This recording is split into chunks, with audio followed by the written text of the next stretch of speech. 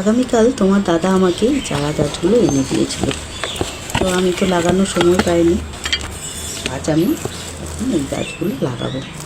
সকাল সকাল রান্নাবাড়ি সেরে নিয়েছি, এখন চলে যাবো ছাদ বাগানে। ভোলা গাঁদার চারা, এখন জানি না কী হবে, ভোলা গাঁদা না পেঁপে গাঁদা, লাগালেই বুঝতে পারবো। ছাদে চলে এলাম। বাবা, ছাদে কি রোদ্দুর! কিন্তু কিছু করার নেই বন্ধুরা, আমাকে আজকে এই বেগুন চারাগুলো লাগাতে হবে। কেন, বিকেলে তো আমি সময় পাই না, তোমরা তো সকলেই জানো। আমার দোকান আছে, আমাকে চলে যেতে হবে দোকানে, বিকেলে গাছ লাগাতে পারি না। যা করতে হয় আমার সকালের দিকেই করতে হয়। এই দেখো, গাছগুলো আমি এখন লাগিয়ে নেব। গাছ লাগানোও কিন্তু প্রচুর পরিশ্রম করলেই তুমি ফল পাবে, না হলে কিন্তু কোনো কিছুর থেকেই ফল পাওয়া যায় না। তাহলে চলো বন্ধুরা, আমি সব গাছগুলো লাগিয়ে নিই। এই দেখো, এক এক করে আমি সব লাগিয়ে নিয়েছি, হালকা হালকা জলও দিয়ে নিয়েছি। আমার ভিডিওগুলো যদি তোমাদের ভালো লেগে থাকে তাহলে একটা লাইক, কমেন্ট, শেয়ার করে দিও।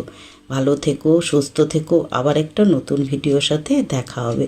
এই দিকে দেখো বন্ধুরা, আমি লাগিয়েছিলাম দোপাটির চারাগুলো সেই দিন, খুব সুন্দর এগুলো হয়েছে। এই যে একটু একটু করে বড় হচ্ছে। আর দেখো তুলসী গাছগুলো কি সুন্দর হয়েছে, ভালো লাগে তুলসী গাছ বাড়িতে থাকলে।